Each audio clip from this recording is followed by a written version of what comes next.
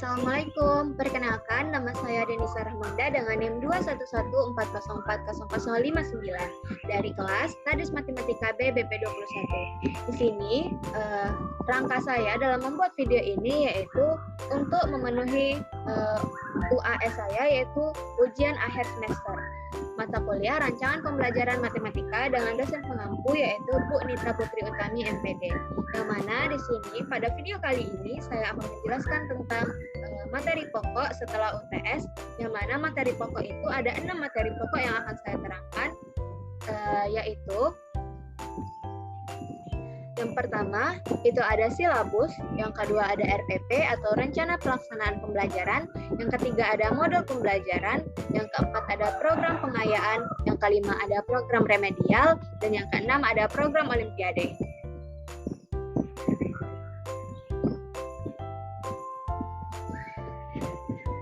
Baiklah, yang pertama itu kita masuk ke dalam materi silabus.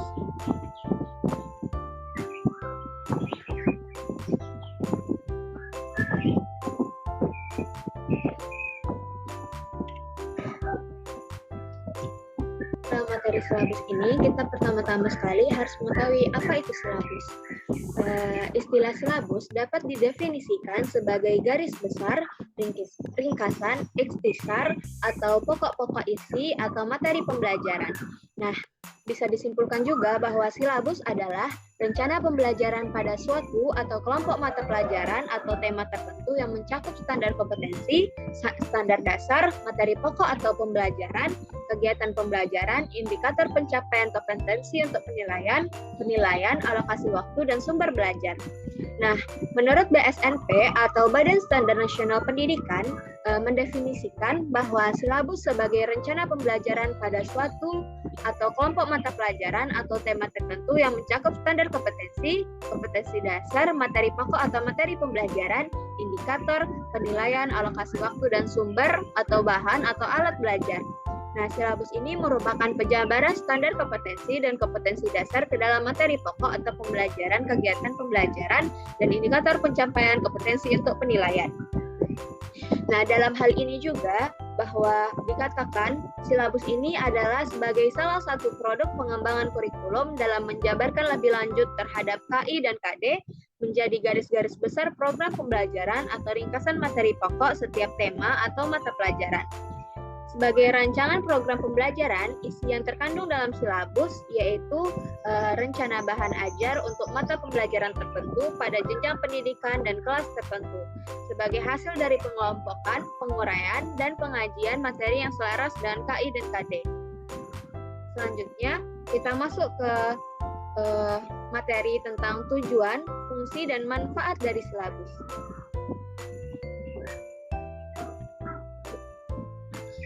Yang pertama itu kita ada tujuan silabus, yaitu yang pertama ada memberikan rencana pembelajaran. Maksud dari memberikan rencana pembelajaran yaitu silabus dapat memberikan rencana yang terstruktur tentang apa yang akan dipelajari dalam suatu kursus atau program pembelajaran.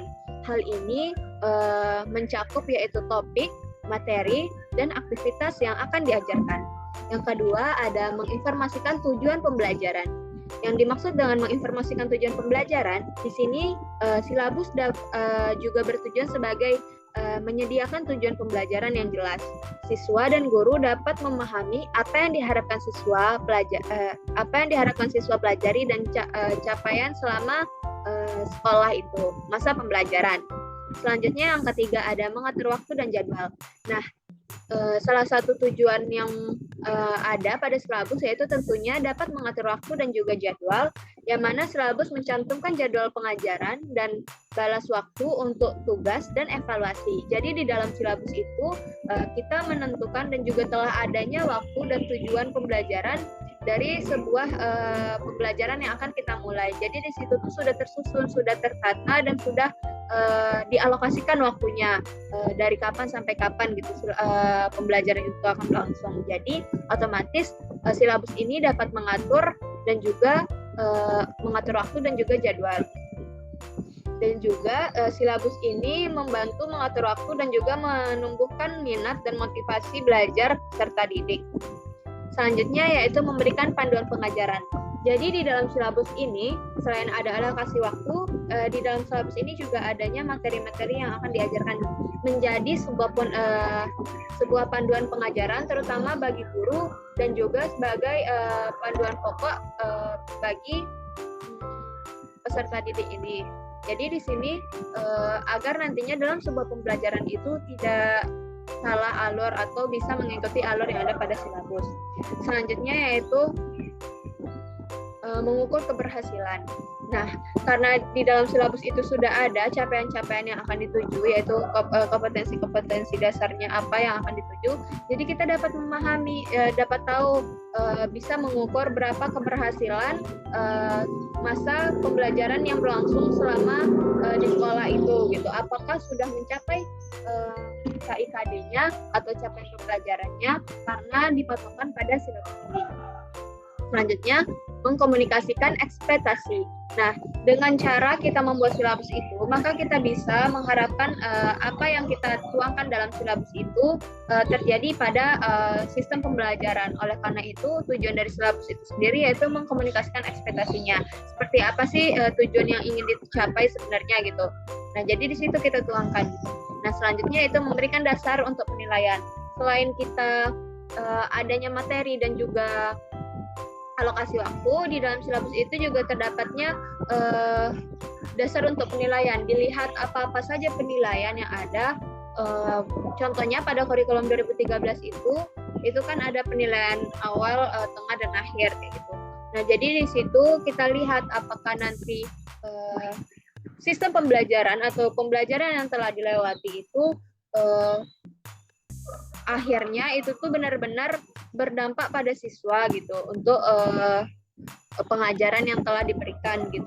Jadi di situ ada dasar penilaiannya bagaimana, dicantumkan apa saja yang akan dinilai dan sebagainya gitu. Dan juga menjaga konsistensi. Nah, dengan adanya silabus ini, maka guru dan juga siswa dapat konsisten dalam sebuah pembelajaran. Jadi kalau misalkan di silabus itu kan telah ada alokasi waktunya, jadi tidak ngaret lagi gitu untuk alokasi waktu pembelajaran setiap materinya. Selanjutnya kita masuk ke dalam fungsi silabus secara umum. Nah, secara umum fungsi silabus ini yaitu yang pertama sebagai pedoman dalam pengembangan pembelajaran. Yang mana maksudnya yaitu seperti pembuatan rencana pembelajaran, rencana pengelolaan pembelajaran baik secara klasikal, kelompok kecil maupun pembelajaran secara individual. Nah, penyusunan materi ajar, pengembangan sistem penilaian dalam pelaksanaan pembelajaran berbasis kompetensi, yaitu sistem penilaian yang selalu mengacu kepada KIKD dan indikator pembelajaran yang terdapat di dalam silabus. Selanjutnya, fungsi silabus secara umum yang kedua yaitu dalam hal ini, silabus merupakan sumber pokok dalam penyusunan rencana pembelajaran, baik rencana pembelajaran untuk KI maupun satuan KD. Nah, selanjutnya yang ketiga yaitu sebagai alat untuk aktualisasi kurikulum. Maksudnya di sini hasil pengembangan silabus dalam bentuk perangkat pembelajaran berfungsi sebagai alat untuk aktualisasi kurikulum secara operasional pada tingkat satuan pendidikan, sehingga memudahkan guru dalam melakukan tugas pembelajaran. Dengan adanya rancangan pembelajaran, guru akan lebih terarah dalam penyajian materi ajar atau pengalaman-pengalaman belajar, sehingga dapat menumbuhkan minat dan motivasi belajar peserta didik. Nah, itu merupakan fungsi silabus secara umum. Selanjutnya yaitu prinsip-prinsip pengembangan silabus. Ada beberapa prinsip-prinsipnya.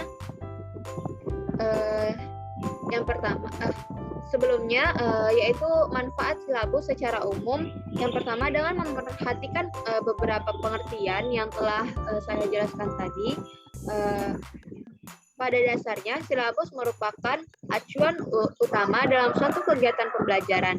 Nah, beberapa manfaatnya yaitu diantaranya silabus ini sebagai pedoman acuan bagi pengembangan pembelajaran lebih lanjut, yaitu dalam penyusunan RPP, pengelolaan kegiatan pembelajaran, penyediaan sumber belajar, dan pengembangan sistem penilaian. Selanjutnya yaitu memberikan gambaran mengenai pokok-pokok program yang akan dicapai dalam suatu mata pelajaran.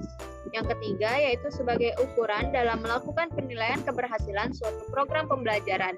Dan yang keempat yaitu dokumentasi tertulis atau written document sebagai akuntabilitas suatu program pembelajaran.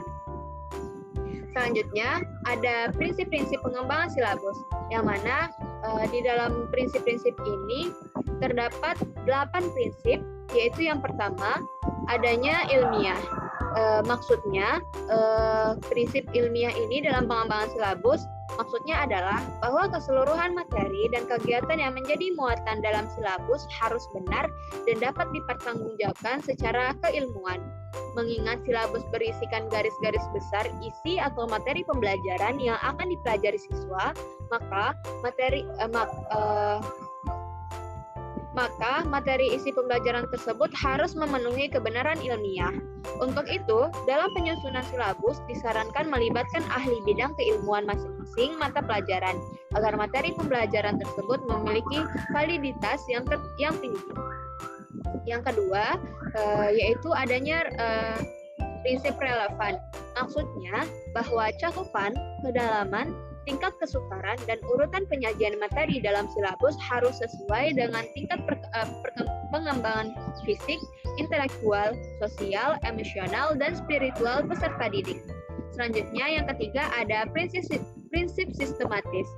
Prinsip sistematis ini maksudnya yaitu bahwa komponen-komponen dalam silabus harus saling berhubungan secara fungsional dalam mencapai kompetensi. Silabus pada dasarnya merupakan suatu sistem, oleh karena itu, dalam penyusunannya harus dilakukan secara sistematis. Selanjutnya yaitu prinsip konsisten. Maksud dari prinsip konsisten dalam silabus ini yaitu bahwasannya dalam silabus harus nampak hubungan yang konsisten antara kompetensi dasar, kompetensi inti, kompetensi dasar, indikator, materi pokok, pengalaman belajar, sumber belajar, dan sistem penilaian. Selanjutnya, prinsip yang kelima adalah prinsip memadai. Maksudnya bahwa cakupan indikator, materi pokok, pengalaman belajar, sumber belajar, dan sistem penilaian harus memadai. Selanjutnya yang keenam ada prinsip aktual. Prinsip aktual atau kontekstual yaitu maksudnya bahwa bahwa indikator ini memiliki cakupan indikator, materi pokok, pengalaman belajar, sumber belajar, dan sistem penilaian memperhatikan perkembangan ilmu, teknologi, dan seni mutakhir dalam kehidupan nyata dan peristiwa yang terjadi. Selanjutnya, prinsip yang ketujuh adalah fleksibel. Maksudnya, silabus ini bahwa keseluruhan komponen silabus dapat mengakomodasikan keragaman peserta didik, pendidik, serta dinamika perubahan yang terjadi di sekolah dan tuntunan masyarakat. Dan yang terakhir ada prinsip menyeluruh.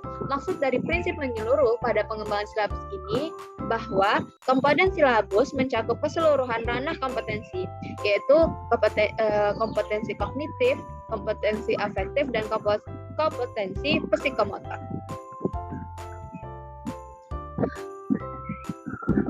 Selanjutnya ada komponen-komponen dan langkah-langkah penyusunan silabus.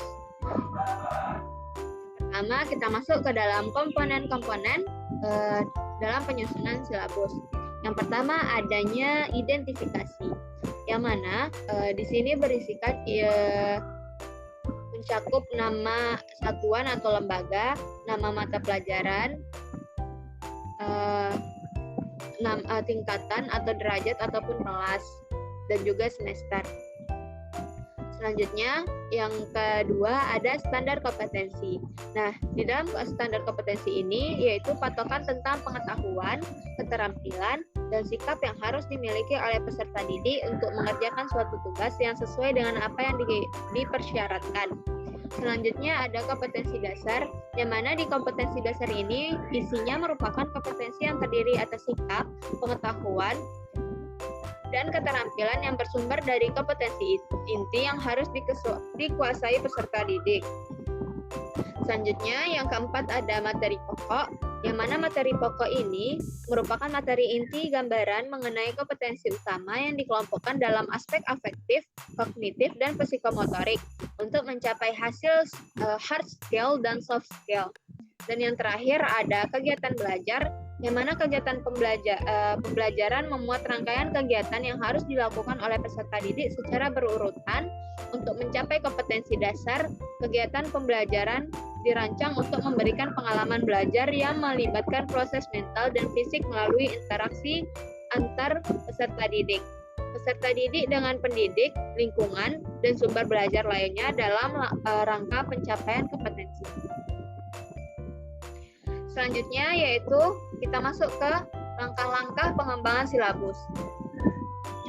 Nah, di sini ada beberapa langkah-langkah pengembangan silabus. Yang pertama, identitas mata pelajaran. Dan yang di dalam silabus ini, sebelum kita masuk ke langkah-langkahnya, silabus ini dikembangkan berdasarkan standar kompetensi lulusan dan standar isi untuk satuan pendidikan dasar dan menengah sesuai dengan pola pembelajaran pada setiap tahun ajaran tertentu.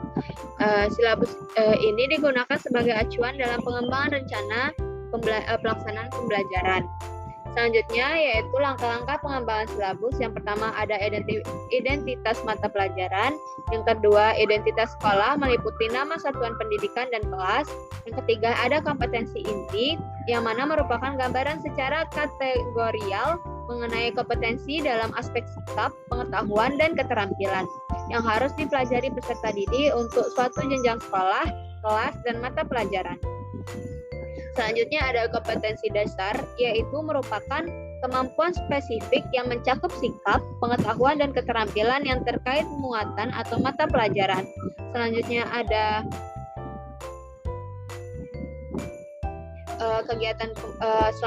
kegiatan pembelajaran, yang mana kegiatan pembelajaran yaitu kegiatan yang dilakukan oleh peserta didik dan pendidik untuk mencapai kompetensi yang diharapkan. Penentuan pelaksanaan pembelajaran merupakan panduan untuk mengatur suasana pembelajaran sehingga dapat berjalan dengan efektif, efisien, dan menyenangkan. Dalam konteks ini, penentuan pelaksanaan pembelajaran mencakup kegiatan tatap muka dan pengalaman belajar. Kegiatan tatap muka dimaksudkan sebagai kegiatan pembelajaran yang dilakukan dengan mengembangkan bentuk-bentuk interaksi langsung antara guru dengan peserta didik di kelas, seperti ceramah, diskusi, problem solving, dan sebagainya. Sementara itu, yang dimaksud dengan pengalaman belajar adalah kegiatan belajar yang perlu dilakukan oleh peserta didik dalam berinteraksi dengan objek atau sumber belajar dalam rangka penyampaian kompetensi inti dan kompetensi dasar, seperti observasi, pengamatan, atau mempraktikkan, dan sebagainya. Selanjutnya, ada penilaian. Penilaian merupakan proses pengumpulan dan pengolahan informasi untuk menentukan pencapaian hasil belajar peserta didik. Selanjutnya, adanya penentuan alokasi waktu merupakan perkiraan berapa lama siswa harus menyelesaikan mata pelajaran yang telah ditentukan. Dalam hal ini diperlukan untuk memprediksikan sekaligus menentukan berapa jumlah tatap muka yang diperlukan untuk penyampaian materi pelajaran dalam upaya penyampaian kompetensi dasar. Alokasi waktu sesuai dengan jumlah jam pembelajaran dalam struktur kurikulum untuk satu semester atau 1 tahun. Dan yang terakhir ada sumber atau bahan ajar, yang mana sumber atau bahan ajar ini merupakan referensi atau literatur yang digunakan guru untuk mendukung penyampaian materi pokok dan penyampaian kompetensi dasar. Sumber belajar juga bisa diartikan dengan berbagai objek yang dapat digunakan guru untuk menunjang keberlangsungannya proses pembelajaran suatu mata pelajaran di kelas. Dengan penentuan ini, diharapkan peserta didik juga dapat terlebih dahulu membaca sumber atau bahan pelajaran tersebut sebelum proses pembelajaran dilaksanakan di kelas. Sumber belajar dapat berupa buku, media cetak dan elektronik, alam sekitar, atau sumber belajar yang relevan, yang sesuai dengan pembelajaran yang ada. Selanjutnya, kita masuk ke dalam prosedur pengembangan silabus, yang mana di dalam prosedur pengembangan silabus itu ada 6 langkahnya. Yang pertama yaitu perencanaan. Namun sebelum masuk, Untuk memperoleh silabus yang berkualitas dan sesuai dengan prinsip-prinsip sebagaimana telah diuraikan di penjelasan sebelumnya, diperlukan prosedur pengembangan silabus yang tepat, yaitu yang mana prosedur pengembangan silabus yang disarankan yaitu melalui tahapan perancangan, validasi, pengesahan, sosialisasi, pelaksanaan, dan juga evaluasi. Nah, untuk lebih lengkapnya yaitu kita bahas satu-satu. Yang pertama ada perencanaan atau desain. Nah, pada tahap ini yaitu merupakan tahap awal dengan kegiatan mengidentifikasi standar kompetensi dan kompetensi dasar yang terdapat dalam standar isi.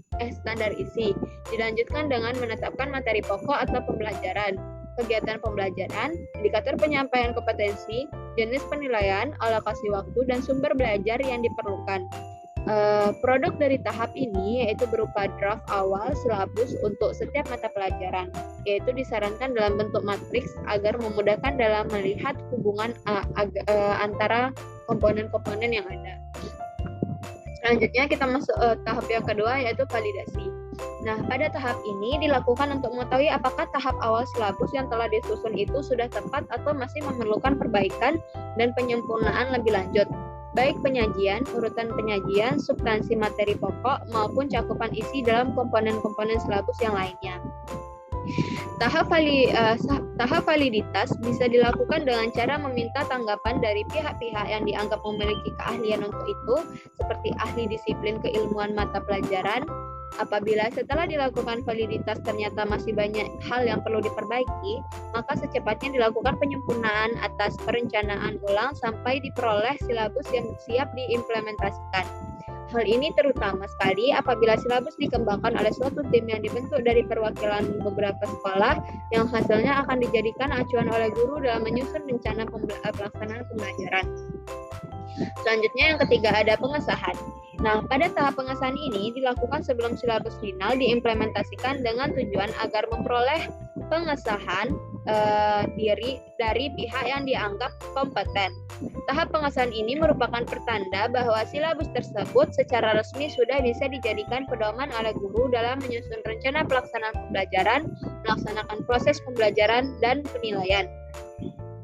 Selanjutnya yang keempat ada sosialisasi. Pada tahap sosialisasi ini dilakukan terutama apabila silabus dikembangkan pada level yang lebih luas dan dilakukan oleh tim yang secara khusus dibentuk dan dipercaya untuk mengembangkannya. Silabus final yang dihasilkan dan telah disahkan perlu disosialisasikan secara besar dan tepat kepada guru sebagai pelaksanaan kurikulum agar nantinya silabus dapat dilaksanakan dengan baik dan benar. Selanjutnya yang kelima yaitu adalah pelaksanaan. Pada tahap pelaksanaan ini merupakan kulminasi dari tahap-tahap sebelumnya yang diawali dengan kegiatan penyusunan rencana pelaksanaan pembelajaran sampai dengan pelaksanaan dan evaluasi pembelajaran. Selanjutnya yang terakhir ada tahap evaluasi, yaitu pada tahap terakhir ini atau tahap evaluasi ini dilakukan untuk mengetahui apakah silabus yang telah dikembangkan itu mencapai sasaran atau sebaliknya. Dari hasil evaluasi ini dapat diketahui sampai di mana tingkat ketercapaian standar kompetensi dan kompetensi dasar yang telah ditetapkan. Dengan demikian, silabus dapat segera diperbaiki dan disempurnakan. Untuk contohnya sendiri, ini merupakan contoh dari silabus. Nah, di sini kita bisa lihat contoh silabus dalam pembelajaran matematika, yaitu silabus MTSN 1 Bukit Tinggi. Di sini untuk yang pertamanya yaitu identitas. Nah, di sini ada MTSN identitasnya, satuan pendidikannya MTSN 1 Bukit Tinggi, mata pelajarannya matematika, kelas atau semester yaitu kelas 7 untuk semester ganjil dan genap atau semester 1 dan 2 tahun pelajaran 2020-2021. Kemudian adanya KI atau kompetensi inti. Lanjut adanya kompetensi dasar, materi pembelajaran, indikator, nilai karakter, kegiatan pembelajaran, alokasi waktu, sumber belajar, dan penilaian. Itulah materi tentang silabus yang telah saya jelaskan. Selanjutnya kita masuk ke dalam materi RP.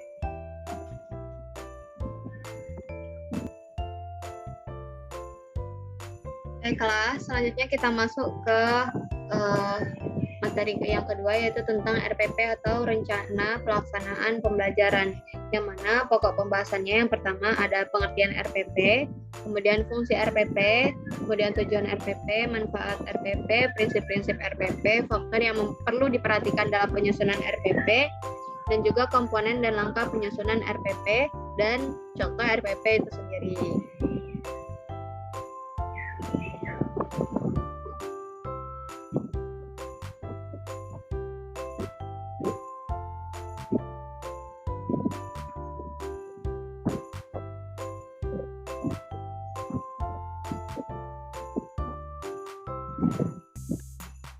Nah, pertama langsung aja kita masuk ke pengertian RPP atau Rencana Pelaksanaan Pembelajaran. Rencana pelaksanaan pembelajaran yaitu adalah rencana yang menggambarkan prosedur dan pengorganisasian pembelajaran untuk mencapai satu kompetensi dasar yang ditetapkan dalam standar isi dan dijabarkan dalam silabus. Dalam Pedoman Umum Pembelajaran Kurikulum 2013, RPP adalah rencana pembelajaran yang dikembangkan secara rinci dari suatu materi pokok tertentu yang mengacu pada silabus. Jadi kesimpulannya, rencana pelaksanaan pembelajaran atau RPP merupakan rencana yang menggambarkan prosedur pembelajaran dan persiapan yang harus dilakukan guru sebelum mengajar. Kemudian untuk fungsi RPP itu sendiri, yang pertama yaitu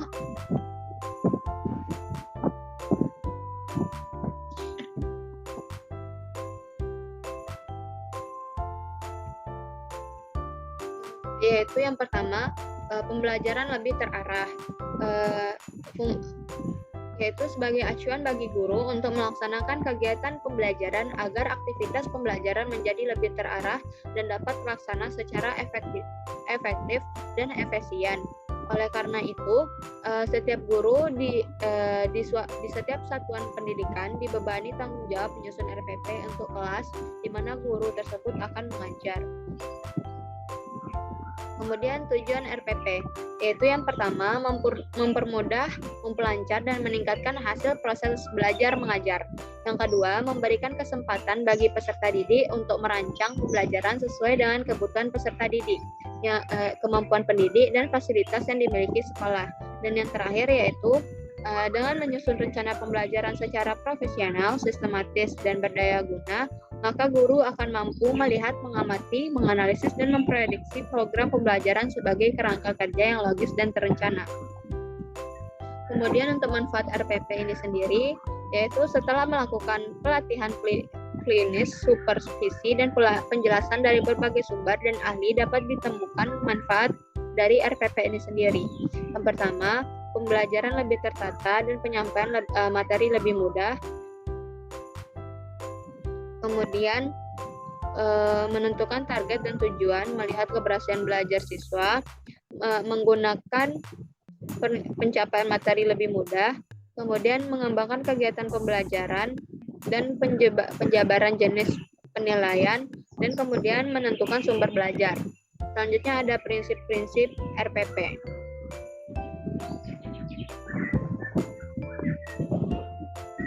Yaitu yang pertama, perbedaan individual siswa, kemampuan awal, tingkat intelektual, bakat, potensi, minat, motivasi belajar, kemampuan sosial, emosi, gaya belajar, nilai, dan lingkungan siswa. Kemudian yaitu yang kedua, berpusat pada siswa, yaitu untuk mendorong semangat belajar, motivasi, minat, kreativitas, inisiatif, inspiratif, inovasi, dan kemandirian. Kemudian yaitu keterkaitan dan keterpaduan antara KD, materi pembelajaran, kegiatan pembelajaran, indikator, pencapaian kompetensi, penilaian, dan sumber belajar dalam suatu keutuhan pengalaman belajar. Dan selanjutnya ada pengembangan budaya membaca dan menulis, yaitu mengembangkan kegemaran membaca, pemahaman beragam bacaan, dan berekspresi dalam berbagai bentuk tulisan. Selanjutnya, pembelajaran tematik terpadu, yaitu dengan keterpaduan lintas mata pelajaran, lintas aspek belajar, dan keragaman budaya. Kemudian ada pemberian umpan balik dan tindak lanjut RPP. Selanjutnya kita masuk ke faktor-faktor yang perlu diperhatikan dalam penyusunan RPP. Selanjutnya yaitu yang pertama ada faktor penyusunan RPP, yaitu ada deskripsikan tujuan pembelajaran yang harus dicapai oleh siswa. Kemudian tentukan dan pilih materi yang penting, lalu organisasikan materi pembelajaran, kemudian tentukan metode atau model atau strategi ataupun pendekatan pembelajaran yang akan digunakan, kemudian alokasikan waktu yang cukup, kemudian pilih sumber atau alat atau bahan atau media pembelajaran yang diperlukan, dan yang terakhir pilih teknik penilaian dan susun perangkat penilaian yang relevan dengan tujuan pembelajaran.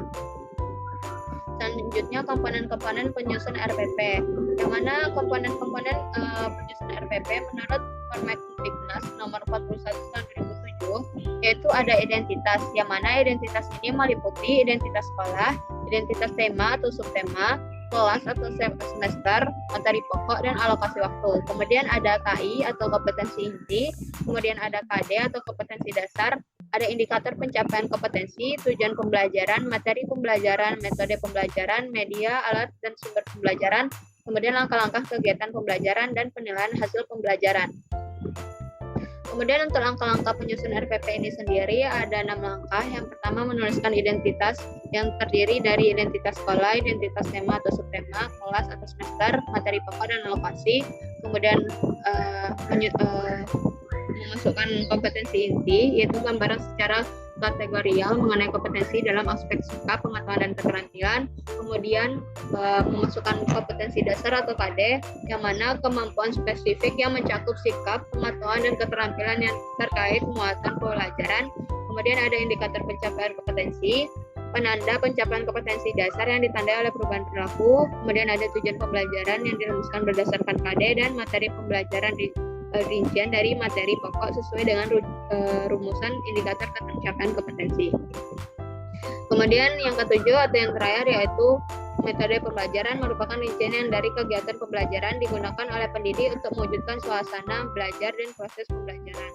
Nah, untuk medianya yaitu alat bantu proses pembelajaran untuk penyampaian materi pelajaran, alatnya yaitu alat bantu pembelajaran yang memudahkan memberikan pengertian kepada siswa, dan sumbernya yaitu dapat berupa buku, media cetak dan elektronik, alam sekitar atau sumber belajar lain yang relevan, yaitu untuk alat dan media serta sumber pembelajaran. Kemudian langkah-langkah penyusun RPP. Langkah-langkah kegiatan pembelajaran mencakupi kegiatan pendahuluan, yang mana ada menyiapkan peserta didik secara psikis dan fisik, yaitu ada orientasi, persepsi, motivasi, pemberian acuan. Kemudian kegiatan inti yaitu merupakan penggunaan model, metode, media, dan sumber yang sesuai, menggunakan pendekatan tematik terpadu, membuat pengembangan sikap, pengetahuan, dan keterampilan yang terintegrasi pada pembelajaran. Kemudian ada kegiatan penutup, yaitu menentukan manfaat langsung atau tidak langsung dari hasil pembelajaran, memberikan umpan balik melalui kegiatan tindak lanjut dengan pemberian tugas, mengkonfirmasi rencana kegiatan pembelajaran pada pertemuan selanjutnya. Langkah-langkah menyusun RPP yaitu yang ke-10 ada penilaian hasil pembelajaran, yaitu berisi jenis atau teknik penilaian, instrumen, dan pedoman persebaran rubrik pensebaran. Untuk contoh RPP-nya sendiri, sesuai dengan yang telah ada pada komponen-komponen ini. Untuk contohnya sendiri yaitu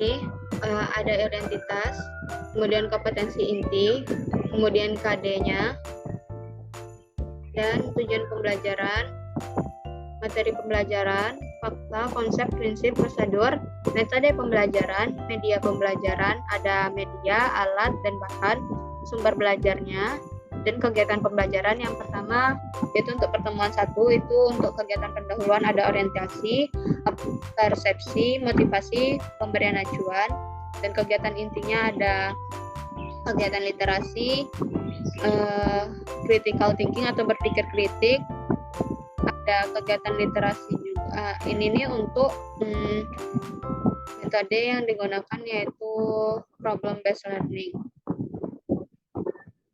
Nah, ini merupakan contoh dari RPP.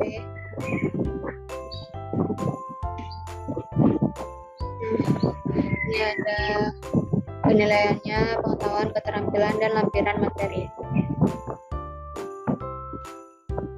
Nah, kira-kira seperti ini contoh dari RPP. Baik, mungkin cukup sekian untuk penjelasan materi RPP. Selanjutnya kita lanjutkan ke materi yang ketiga, yaitu materi modul ajar.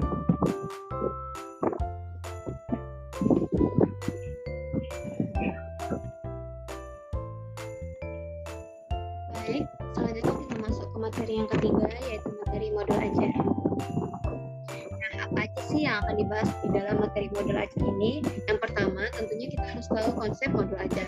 Yang mana di dalam konsep modul ajar ini, yang pertama ada pengertian modul ajar, yang kedua ada tujuan, kemudian ada komponen modul ajar. Yang pertama itu ada informasi umum, komponen inti, lampiran, kemudian ada prinsip-prinsip penyusunan modul ajar, proses penyusunan modul, contoh modul ajar, dan penutup.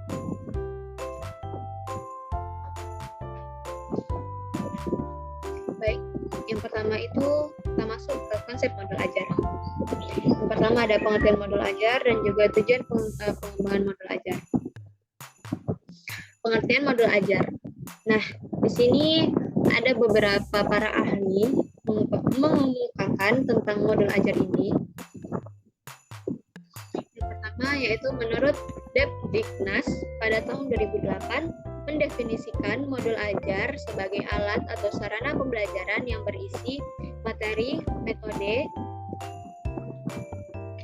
batasan-batasan, dan secara mengevaluasi yang dirancang secara sistematis dan menarik untuk mencapai kompetensi yang diharapkan sesuai dengan kompleksinya.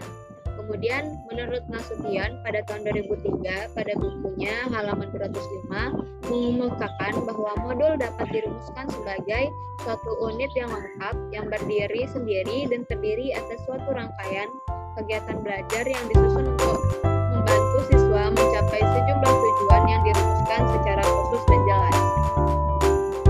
Nah, jadi dapat disimpulkan bahwa modul ajar merupakan implementasi dari alur tujuan pembelajaran yang dikembangkan dari capaian pembelajaran dengan profil pelajar Pancasila sebagai sasarannya.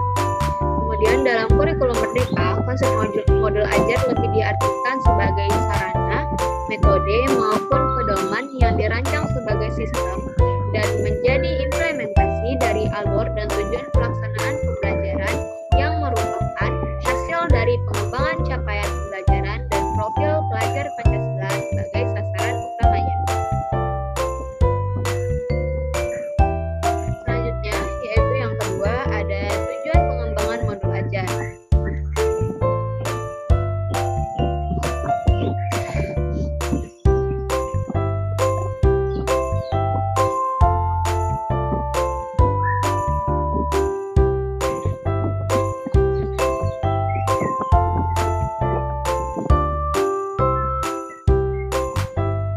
Nah, pada tujuan pengembangan modul ajar ini, ada beberapa tujuan yang terdapat pada modul ajar ini.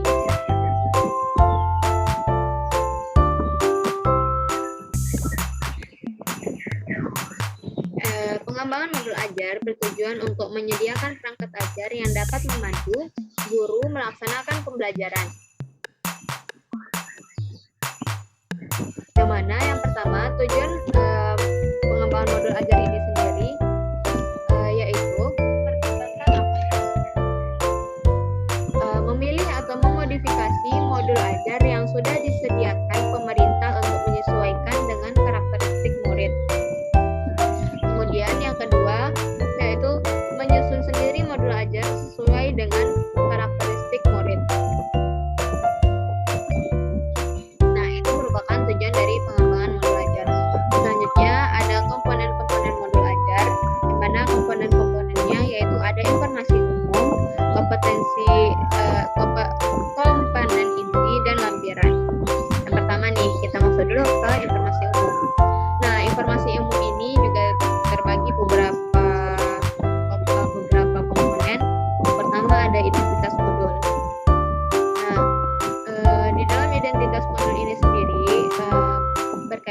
informasi tentang modul ajar yang dikembangkan, yaitu terdiri dari nama penyusun, institusi, dan tahun disusunnya modul ajar. Selanjutnya yaitu identitas tentang jenjang sekolah, baik itu SD, SMP, SMA, maupun hal yang sederajat. Yang ketiga yaitu kelas alokasi waktu.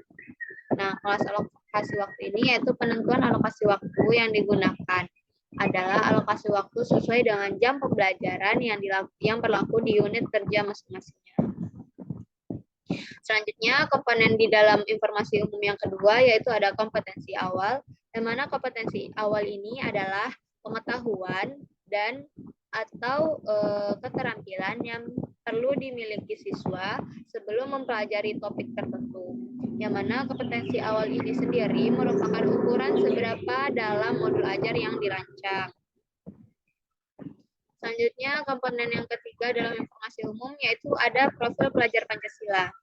Merupakan tujuan dari suatu kegiatan pembelajaran yang berkaitan erat dengan pembentukan karakter peserta didik. Nah, profil pelajar Pancasila ini sendiri atau PPP dapat tercermin dalam konten atau metode pembelajaran. Di dalam modul pembelajaran, profil pelajar Pancasila tidak perlu mencantumkan seluruhnya, namun dapat memilih profil pelajar Pancasila yang sesuai dengan kegiatan pembelajaran dalam modul ajar.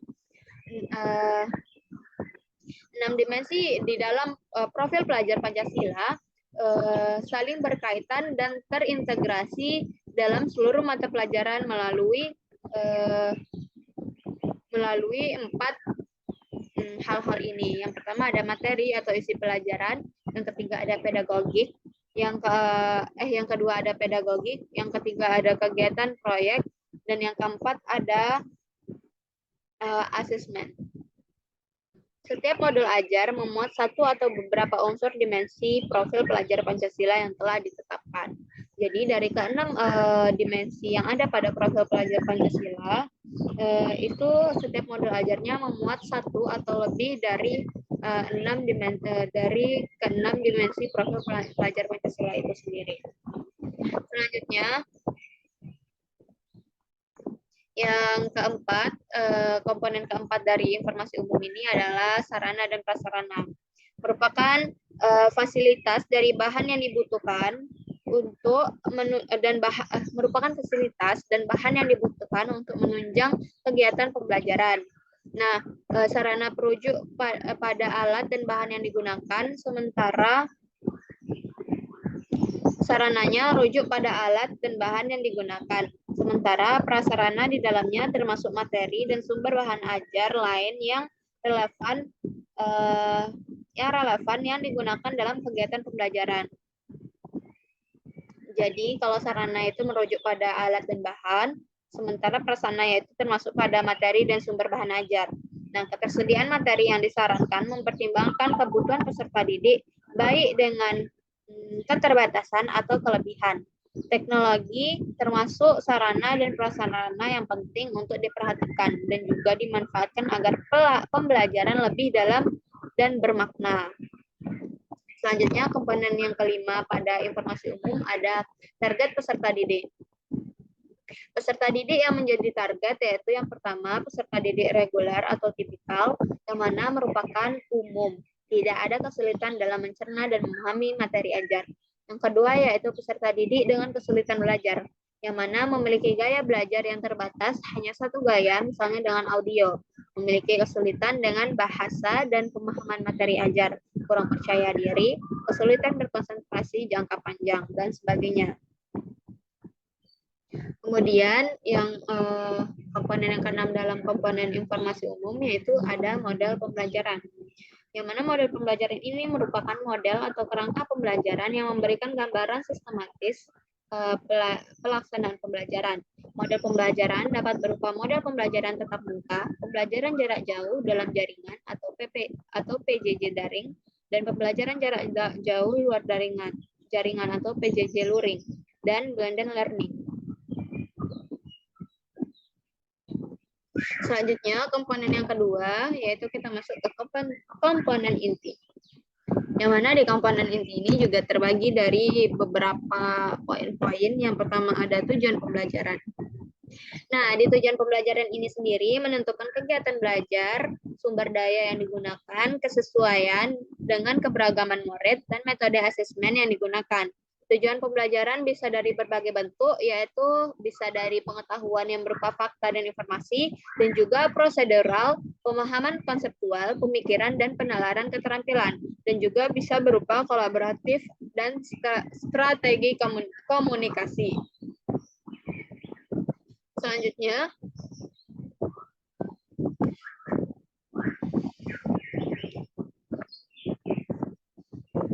masuk ke poin kedua, yaitu pemahaman bermakna. Pemahaman bermakna adalah informasi tentang manfaat yang akan peserta didik peroleh setelah mengikuti proses pembelajaran. Nah, manfaat tersebut nantinya dapat peserta didik terapkan dalam kehidupan sehari-hari. Contoh kalimat pemahamannya yaitu manusia berorganisasi untuk memecahkan masalah dan mencapai suatu tujuan. Selanjutnya ada kegiatan pembelajaran. Selanjutnya ada pertanyaan pemantik. Pertanyaan pemantik ini merupakan pertanyaan yang dibuat oleh guru untuk menumbuhkan rasa ingin tahu dan kemampuan berpikir kritis dalam diri peserta didik. Nah, pertanyaan pemantik ini memandu siswa untuk memperoleh pemahaman memperoleh pemahaman bermakna sesuai dengan tujuan pembelajaran. Selanjutnya ada kegiatan pembelajaran. Kegiatan pembelajaran ini merupakan urutan kegiatan pembelajaran inti dalam bentuk langkah-langkah kegiatan pembelajaran yang dituangkan secara konkret, disertakan opsi atau pembelajaran alternatif dan langkah untuk menyesuaikan dengan kebutuhan belajar siswa. Selanjutnya ada asesmen, yang mana di dalam asesmen ini digunakan untuk mengukur capaian pembelajaran di akhir kegiatan. Kriteria pencapaian harus ditentukan dengan jelas sesuai dengan tujuan pembelajaran yang ditetapkan. Nah, jenis-jenis asesmen ini ada 3, yaitu asesmen sebelum pembelajaran atau diagnostik.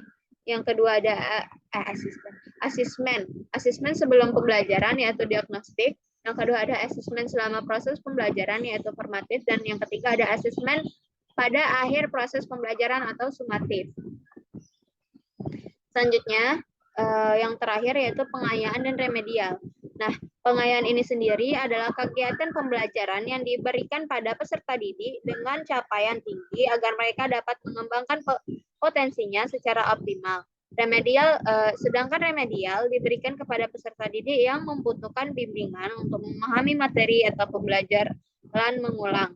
Nah, saat merancang kegiatan pengayaan perlu diperhatikan mengenai diferensiasi contohnya. Contohnya lembar belajar atau kegiatan yang berbeda dengan kelas. Selanjutnya komponen yang ketiga atau yang terakhir ada lampiran. Yang mana lampiran ini yang pertama adalah lembar kerja peserta didik, yang mana lembar kerja peserta didik ini ditujukan untuk peserta didik, bukan guru, dan dapat diperbanyak sesuai kebutuhan untuk diberikan kepada peserta didik, termasuk peserta didik non-reguler. Kemudian ada bahan bacaan guru dan peserta didik. Nah, bahan bacaan guru dan peserta didik ini digunakan sebagai pemantik sebelum kegiatan dimulai, atau untuk memperdalam pemahaman materi pada saat atau akhir kegiatan pembelajaran.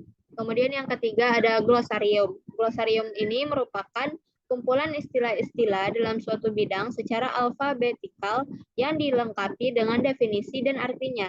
Glosarium diperlukan untuk kata atau istilah yang memerlukan penjelasan lebih mendalam. Dan yang terakhir ada daftar pustaka. Daftar pustaka adalah sumber-sumber referensi yang digunakan dalam pengembangan modul ajar. Referensi yang dimaksud adalah semua sumber belajar, yaitu buku siswa, buku referensi, majalah, koran, situs internet, lingkungan sekitar, narasumber, dan sebagainya. Selanjutnya, kita masuk ke dalam prinsip-prinsip penyusunan modul ajar. Yang mana yang pertama adanya prinsip esensial. Prinsip esensial ini yaitu pemahaman konsep dari suatu mata pelajaran melalui pengalaman belajar dan lintas disiplin. Kemudian ada prinsip menarik, bermakna, dan menantang. Maksudnya yaitu pada dasarnya menumbuhkan minat untuk belajar dan melibatkan siswa secara aktif dalam proses belajar yang berhubungan dengan pengetahuan dan pengalaman yang dimiliki sebelumnya, sehingga tidak terlalu kompleks, namun juga tidak terlalu mudah untuk tahap usianya. Selanjutnya yaitu relevan dan konseptual. Prinsip relevan dan konseptual ini maksudnya yaitu berhubungan dengan pengetahuan dan pengalaman yang dimiliki sebelumnya dan sesuai dengan konteks di waktu dan tempat siswa berada. Jadi prinsip relevan ini maksudnya yaitu dia tuh harus sesuai dengan pengalaman dan pengetahuan yang dimiliki sebelumnya, sejalan gitu, dan juga harus diperhatikan dari waktu dan juga tempat siswa itu berada. Kemudian adanya yang terakhir yaitu prinsip berkesinambungan. Maksud dari prinsip berkesinambungan yaitu keterkaitan alur kegiatan pembelajaran sesuai dengan fase belajar siswa. Selanjutnya ada prosedur penyusunan modul pembelajaran. Nah, di dalam prosedur penyusunan modul pembelajaran, prosedur pengembangan model ajar kurikulum sekolah penggerak secara umum, prosedur penyusunan atau pengembangan model ajar kurikulum sekolah penggerak adalah sebagai berikut. Yang pertama, menganalisis kondisi dan kebutuhan peserta didik, guru, serta satuan pendidikan.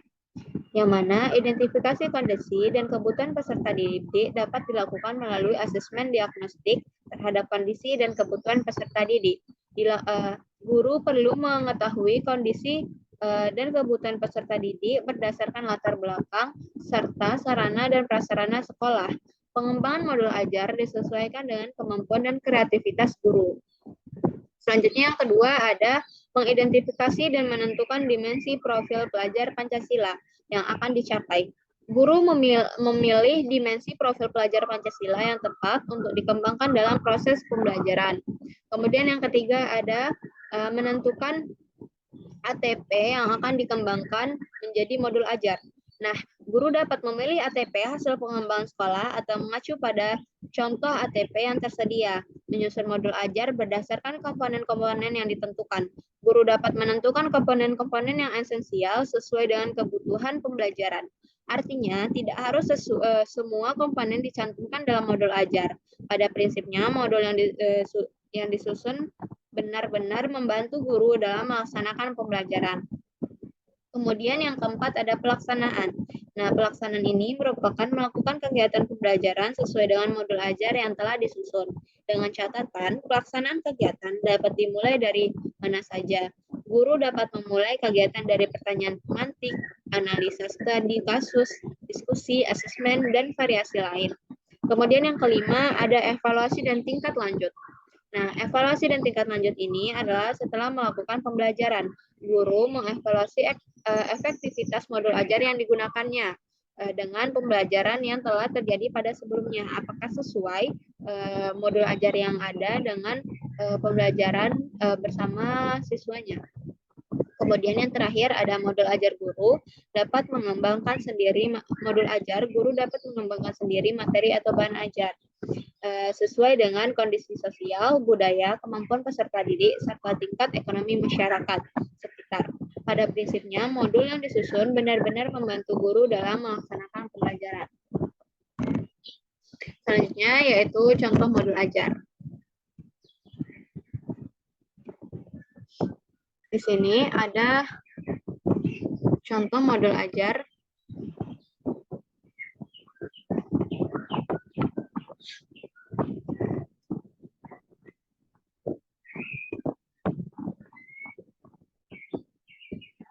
Nah, ini merupakan contoh dari modul ajar. Yang pertama yaitu bagian identitas dan informasi mengenal modul. Nah, di sini ada institusi atau tahun yaitu SMAN 1 Nasabaris, jenjang sekolahnya yaitu sekolah menengah atas atau SMA, fase atau kelas, fase E yaitu kelas 10, alokasi waktu yaitu 12 kali 45 menit, jumlah pertemuan atau JP-nya 2 JP kali 6 pertemuan, domainnya yaitu aljabar. Tujuan pembelajarannya menjelaskan pengertian solusi dari sistem persamaan linear 3 variabel berdasarkan pemahaman solusi dari sistem persamaan linear 2 variabel. Kemudian menyelesaikan masalah dengan memodelkan ke dalam sistem persamaan linear. Kemudian menentukan solusi dari sistem ketidaksamaan linear 2 variabel secara grafik dan menyelesaikan masalah dengan memodelkan ke dalam sistem pertidaksamaan linear. Kata kuncinya sistem, persamaan, pertidaksamaan, linear, dan variabel. Pengetahuan atau keterampilan prasyarat yaitu dapat menyelesaikan aritmatika sosial, dapat menentukan solusi sistem persamaan linear dua variabel, memahami sistem koordinat kartesius, dan dapat menggambarkan grafik dari persamaan garis lurus. Nah, profil pelajar Pancasila yang tertera pada modul ini yaitu kritis, kreatif, dan gotong royong. Kemudian sarana prasarananya yaitu sarananya komputer, yaitu komputer atau laptop, LCD proyektor, papan tulis, dan spidol. Target siswa yaitu reguler atau tipikal. Jumlah siswa yaitu 32 siswa. Ketersediaan materi yaitu pengayaan untuk siswa pencapaian tinggi, alternatif penjelasan metode atau aktivitas untuk siswa yang sulit memahami konsep. Mode pembelajarannya yaitu tatap muka, mode pembelajarannya yaitu problem based learning. Nah, materi ajar, alat, dan bahan yaitu materi ajarnya lembar kerja siswa atau LKS, lembar asesmen, buku teks pelajaran, dan alatnya yaitu alat tulis, penggaris, dan selanjutnya ada kegiatan pembelajaran utama, yang mana pengaturan siswa secara individu dan berkelompok yaitu 2-4 siswa, dan metodenya sendiri yaitu diskusi dan presentasi. Asesmen yaitu asesmen individunya tertulis, sedangkan asesmen untuk kelompoknya itu performa dalam presentasi hasil. Persiapan pembelajaran yaitu 1-1,5 jam. Membaca materi pembelajaran, menyiapkan dan metode dan mencoba LKS atau lembar asesmen, dan menyiapkan alat dan bahan yang digunakan dalam pembelajaran. Selanjutnya ini merupakan gambaran umum modulnya untuk materi pembelajaran, rencana asesmennya juga. Kemudian ada langkah-langkah pembelajaran, yang mana ini pembelajaran satunya, ada topik, tujuan pembelajaran, pemahaman, pertanyaan pemantik, profil pelajar Pancasila. Kemudian di dalam kegiatan pembelajaran itu, yang mana ada pendahuluan, yang mana pendahuluan ini ada orientasi, persepsi, motivasi, pemberian acuan, dan yang kedua ada kegiatan inti, yang mana di dalamnya ada orientasi masalah, mengorganisasikan peserta didik, kemudian membimbing penyelidikan kelompok, dan mengembangkan dan menyajikan hasil karya, menganalisa dan mengevaluasi proses pemecahan masalah. Kemudian yang terakhir ada kegiatan penutup. Kemudian asesmennya dan refleksi gurunya. Baik, itu merupakan contoh dari modul ajar dan juga materi dari modul ajar. Selanjutnya kita masuk ke materi selanjutnya yaitu program pengayaan.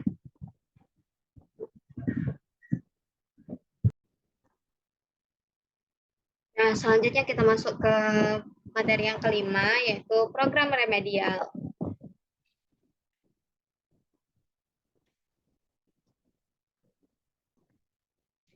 Pengertian program remedial.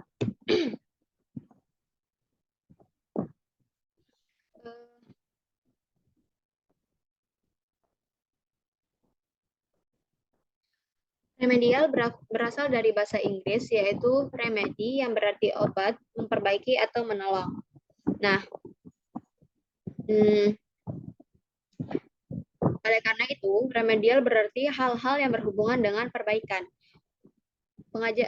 Pengajaran remedial merupakan suatu bentuk pengajaran yang bersifat mengobati, menyembuhkan, atau membetulkan pengajaran dan membuatnya menjadi lebih baik dalam rangka mencapai tujuan pengajaran yang maksimal.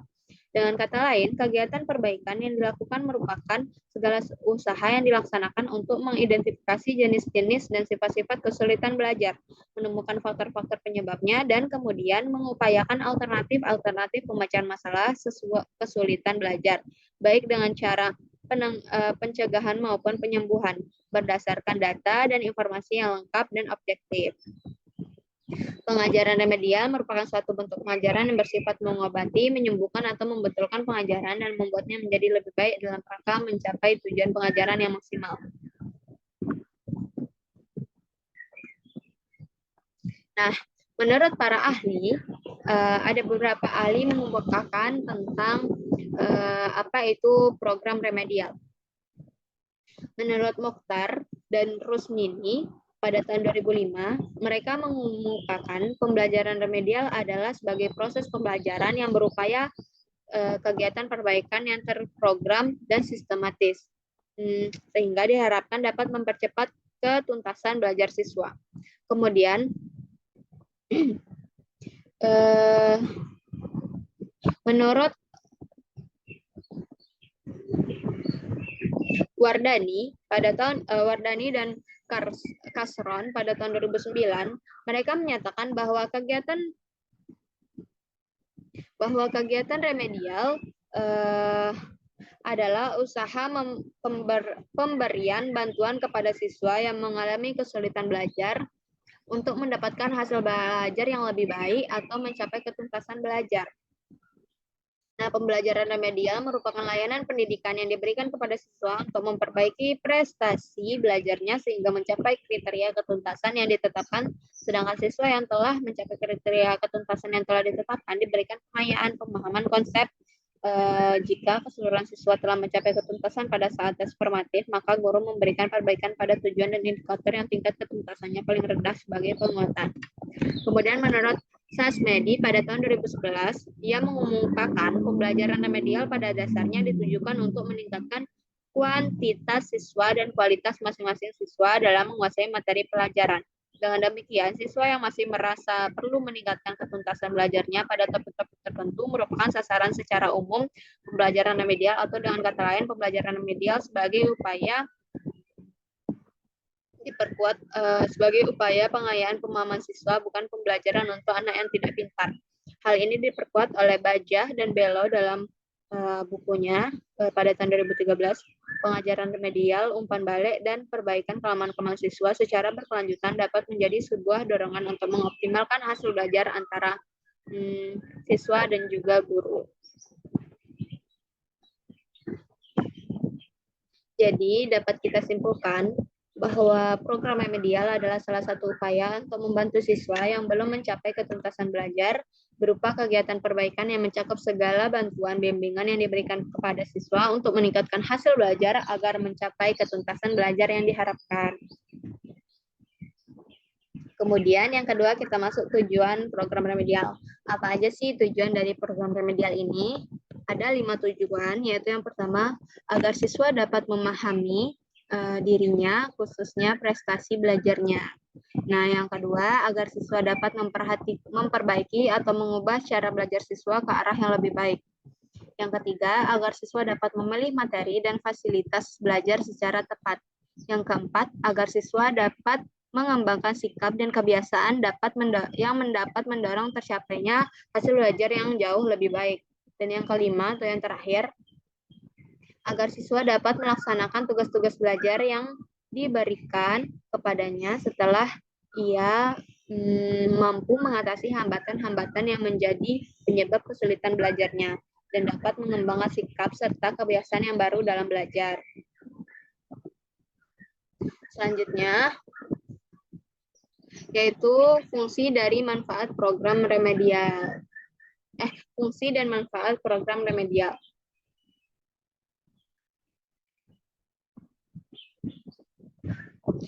Yang pertama, ada fungsi korektif, yang mana fungsi korektif ini memperbaiki cara belajar siswa dan cara mengajar guru, yakni dilaksanakan guru berdasarkan hasil kesulitan belajar siswa yang dikemukakan. Bertolak dari hasil analisis tersebut, guru memperbaiki berbagai aspek kesulitan proses pembelajaran, mulai dari rumusan indikator hasil belajar, materi ajar, pengalaman belajar, penilaian dan evaluasi, serta tindak lanjut pembelajaran. Kemudian fungsi pemahaman. Meningkatkan pemahaman guru dan siswa terhadap kelebihan dan kekurangan dirinya, yakni memberikan pemahaman lebih baik kepada siswa maupun guru. Bagi seorang guru yang akan melaksanakan kegiatan remedial, terlebih dahulu harus memahami kelebihan dan kelemahan kegiatan pembelajaran yang dilakukan.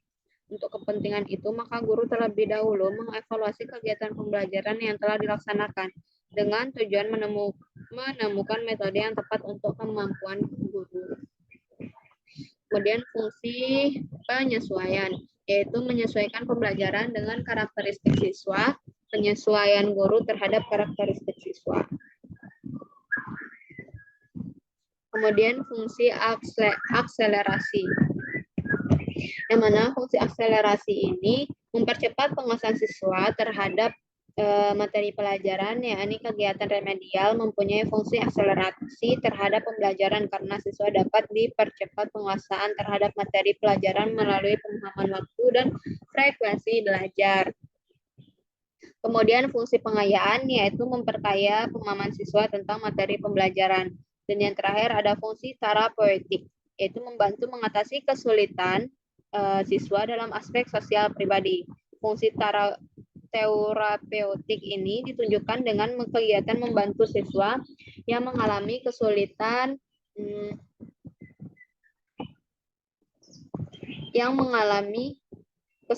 dalam aspek sosial dan pribadi. Perlu diketahui bahwa siswa yang merasa kurang berhasil dalam belajar sering merasa rendah diri atau terisolasi dalam pengergaulan dari teman-temannya. Guru yang membantu siswa mencapai prestasi belajar yang lebih baik melalui kegiatan remedial berarti guru telah membantu siswa meningkatkan rasa percaya dirinya.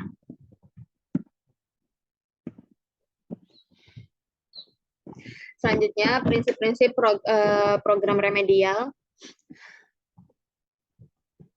Yang pertama, adaptif, yaitu sesuai dengan daya tangkap, kesempatan, dan gaya belajar masing-masing. Kemudian ada interaktif, yaitu keaktifan guru untuk secara intensif berinteraksi dengan peserta didik. Kemudian fleksibilitas, yaitu metode pembelajaran dan asesmen remedial perlu menggunakan berbagai metode yang sesuai dengan karakteristik peserta didik.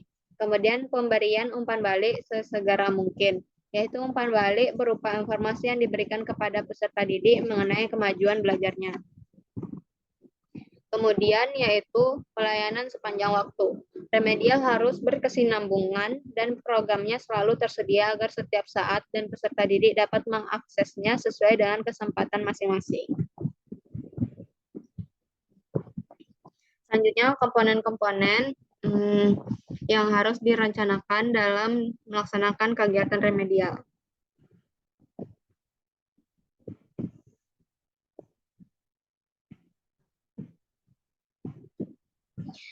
Yang mana sebelum kita mengetahui komponen-komponen itu, terlebih dahulu terdapat beberapa penyusunan program remedial yang meliputi beberapa komponen. Yang pertama ada identitas sekolah, identitas mata pelajaran, kelas, dan semester, alokasi waktu yang diperlukan, kompetensi inti, kompetensi dasar, indikator, tujuan pembelajaran, metode pembelajaran, materi ajar, kesulitan atau hambatan siswa, langkah-langkah pembelajaran, yaitu ada kegiatan awal, inti, dan penutup, alat, bahan, dan sumber belajar, dan penilaian. Kemudian, untuk komponen-komponennya sendiri itu ada 5. Yang pertama, merumuskan indikator hasil belajar. Yang kedua, ada menentukan materi yang sesuai dengan indikator hasil belajar. Yang ketiga, memilih strategi dan metode yang sesuai dengan karakteristik siswa. Yang keempat, merencanakan waktu yang diperlukan. Dan yang terakhir, menentukan jenis prosedur dan alat untuk kegiatan atau program remedial ini sendiri. Nah, ini merupakan komponen-komponen penyusun remedial yang telah saya jelaskan tadi. Kemudian untuk langkah-langkahnya sendiri, itu yang pertama ada identifikasi permasalahan, yang mana di dalam identifikasi permasalahan ini ada 3, yaitu permasalahan pada keunikan peserta didik, permasalahan pada materi atau tujuan, dan permasalahan pada strategi pembelajaran.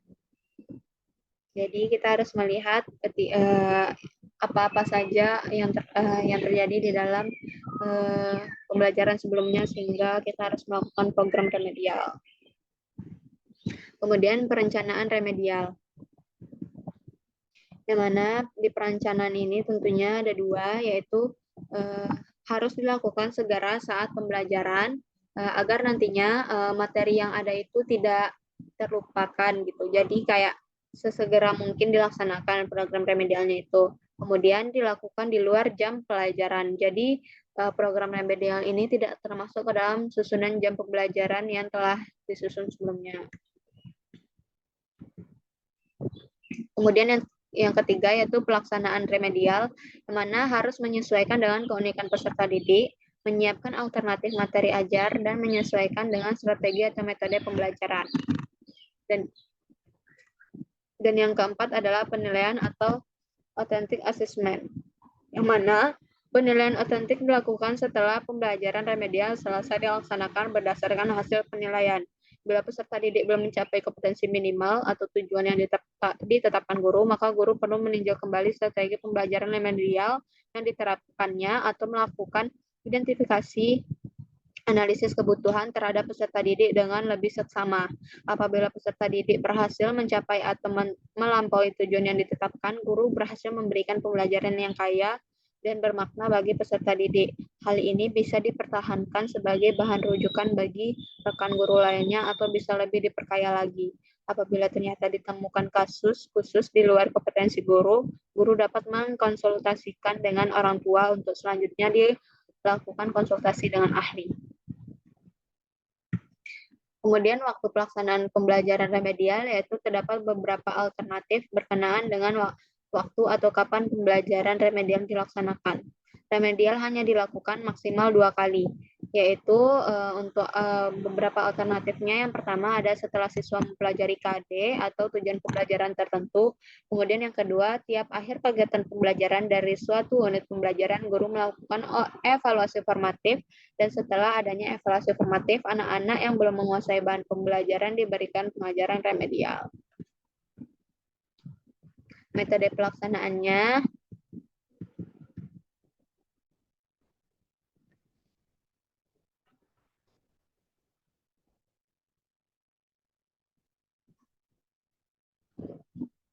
yaitu yang pertama pemberian pembelajaran ulang dengan metode dan media yang berbeda, yang mana dilakukan bila mana sebagian besar atau semua peserta didik belum mencapai ketuntasan belajar atau mengalami kesulitan belajar. Kemudian pemberian bimbingan secara khusus, yang mana dilaksanakan bila mana terdapat suatu atau beberapa peserta didik yang belum berhasil mencapai ketuntasan. Yang ketiga yaitu pemberian tugas-tugas latihan secara khusus, pemanfaatan tutor sebaya. Yang ketiga yaitu pemberian tugas-tugas latihan secara khusus, yang mana jenis dan sifat tugas yang diberikan juga harus disesuaikan dengan jenis, sifat, dan latar belakang kesulitan belajar yang dihadapi peserta didik. Yang keempat yaitu kegiatan kelompok dengan cara menentukan anggota kelompok secara heterogen. Dan yang kelima yaitu pemanfaatan tutor sebaya.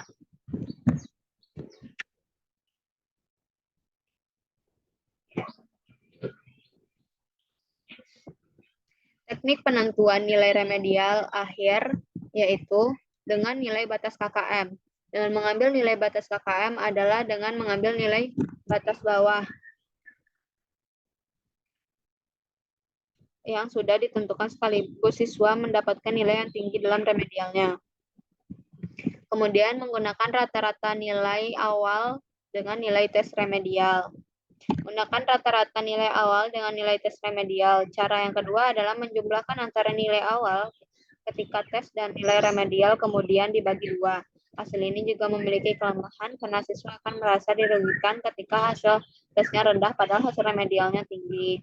Kemudian yang ketiga yaitu menggunakan nilai prestasi akhir setelah remedial, yaitu dengan cara menggunakan nilai hasil yang diperoleh setelah melakukan remedial. Nah, artinya nilai hasil remedialnya digunakan sebagai nilai akhir.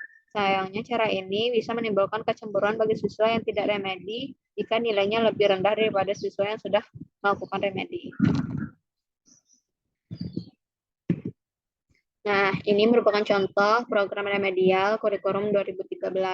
Ada identitasnya, terus ada nama peserta didik, ada nilainya setiap butir soalnya, kemudian nilai ulangan, nilai nilai ulangannya, dan indikator yang tidak dikuasai, bentuk pelaksanaan yang diberikan, yaitu bentuk dari program remedialnya, kemudian nomor soal yang dikerjakan dalam tes remedial, terus nilai tes remedialnya dan rata-ratanya, kemudian keterangannya apakah tuntas atau tidak.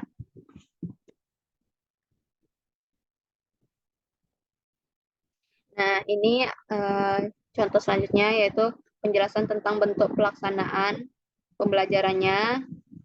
Nah, ini ada cara yang dapat ditempuh dan bentuk penyederhanaan nya juga ada, dan juga ada teknik pelaksanaan penugasan atau pembelajaran remedial. Ini contoh program remedial kurikulum Merdeka. Ini identitas, ini analisis KKTP-nya, dan ini merupakan nama dari siswa yang tidak tuntas. Terus tujuan pembelajarannya yaitu KKTP-nya dari 61 sampai 80. Itu ini nilai-nilainya jika tidak tuntas. Kemudian rata-ratanya, ketercapaiannya apakah sudah tercapai atau belum, dan bentuk pelaksanaan program remedialnya. Nah, kegiatan remedialnya yaitu untuk CP-nya, ini TP-nya, dan kegiatan yang dilaksanakan dengan penentuan metode, perencanaan, dan asesmen yang disediakan. Nah, mungkin cukup sekian penjelasan tentang program remedial. Selanjutnya, untuk materi yang terakhir, kita masuk ke program Olimpiade.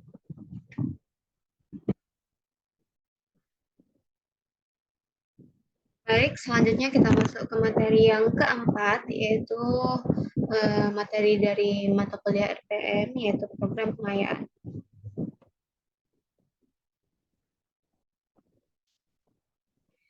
Nah, ada sambungan punya itu Wanita Putri Utami MPD.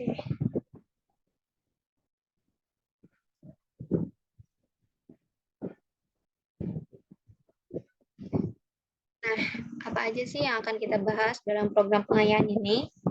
Yang pertama, ada pengertian program pengayaan, kemudian ada komponen-komponen dalam penyusunan program pengayaan, terus faktor-faktor yang perlu diperhatikan dalam penyusunan program pengayaan, keterkaitan antara KKN dan pengayaan. Nah, yang terakhir ada contoh program pengayaan. Yang pertama yaitu pengertian program pengayaan. Program pengayaan yaitu suatu kegiatan yang diberikan kepada siswa agar mereka dapat mengembangkan potensinya secara optimal dengan memanfaatkan sisa waktu.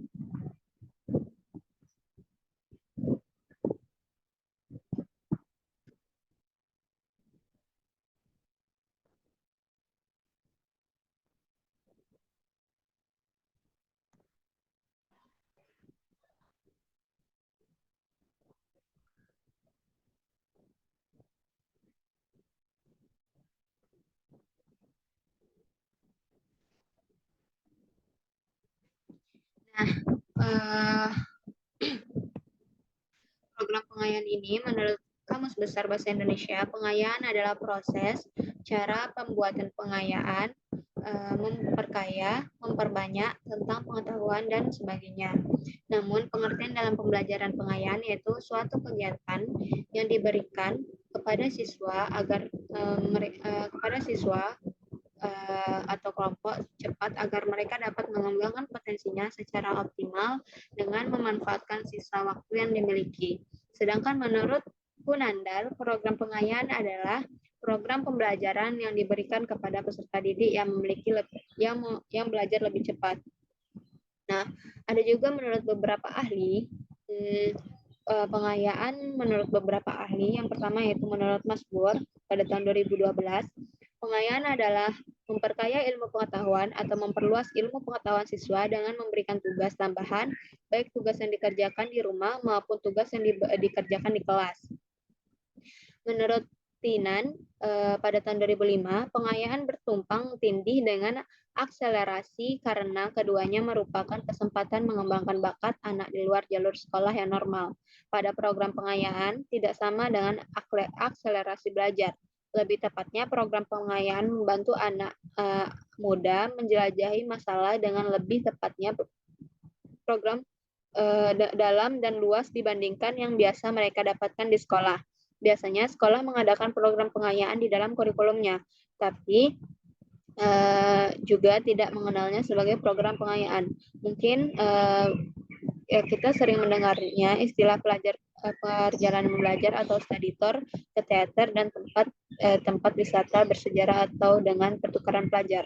Nah, dari pendapat para ahli di atas, dapat disimpulkan bahwa program pengayaan adalah suatu kegiatan yang dilakukan oleh guru kepada peserta didik yang memiliki kecepatan waktu dan hasil belajar yang baik daripada teman-temannya, sehingga memiliki waktu luang yang dapat dimanfaatkan oleh guru agar siswa itu tidak cenderung gaduh atau mengganggu teman-temannya dalam belajar. Atau lebih jelasnya, program pengayaan merupakan kegiatan yang diperuntukkan bagi peserta didik yang memiliki kemampuan akademik yang tinggi, yang berarti mereka adalah peserta didik yang tergolong cepat dalam menyelesaikan tugas belajarnya.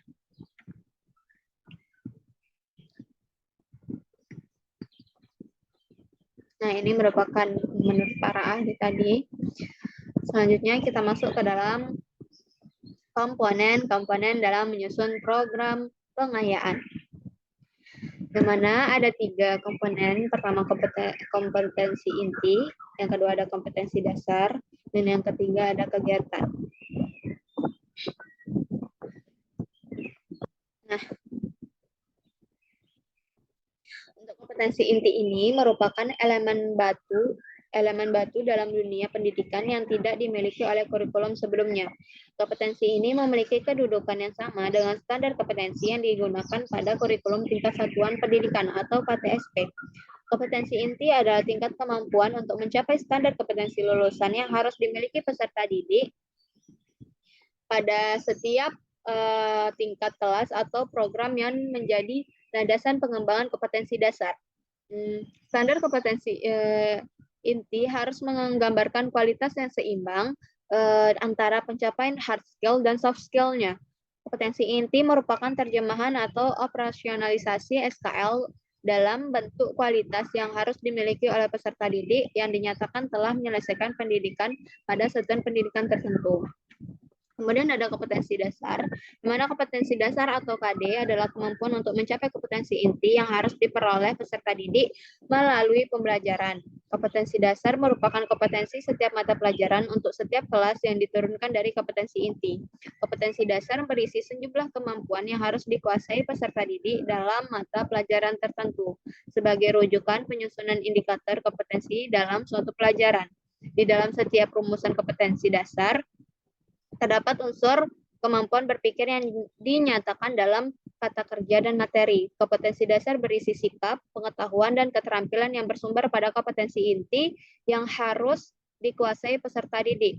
Kompetensi tersebut dikembangkan dengan memperhatikan karakteristik peserta didik, kemampuan awal, dan ciri suatu mata pelajaran.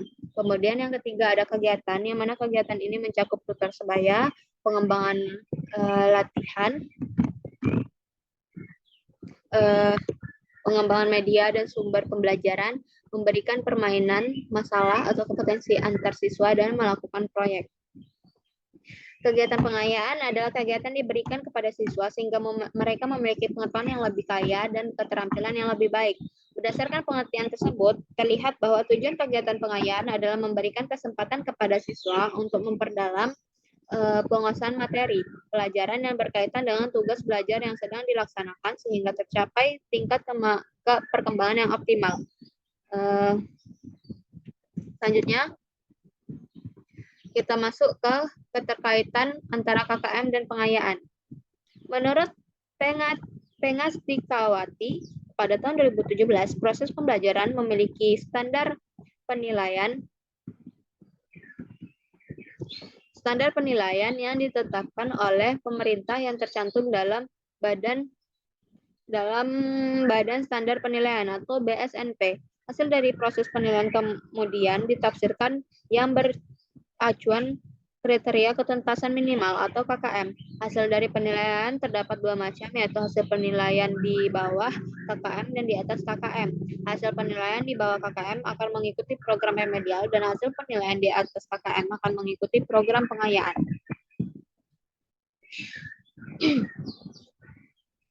Menurut dalam Peraturan Menteri Pendidikan dan Kebudayaan Nomor 23 Tahun 2016 disebutkan bahwa salah satu prinsip penilaian dalam kurikulum 2013 adalah beracuan kriteria. Hal ini berarti bahwa penilaian didasarkan pada ukuran pencapaian kompetensi belajar minimal atau KKM setiap mata pelajaran sebagai dasar dalam menilai pencapaian kompetensi peserta didik. Penetapan ketuntasan belajar minimal belajar merupakan tahapan awal pelaksanaan penilaian proses pembelajaran dan penilaian hasil belajar. Nah, Jadi keterkaitan antara KKM dan pengayaan yaitu merupakan kompleksitas dan daya dukung yang dimiliki sekolah. Adanya penetapan KKM tersebut menyebabkan terjadinya dua macam kegiatan tambahan yaitu kegiatan remedial dan pengayaan. Seperti yang saya jelaskan tadi bahwa jika nilai siswa itu berada di bawah KKM maka siswa itu akan melakukan program remedial. Sedangkan untuk nilai siswa yang di atas KKM itu akan melaksanakan program pengayaan. Jadi, program pengayaan ini ditujukan atau diberikan kepada peserta didik yang telah melampaui KKM.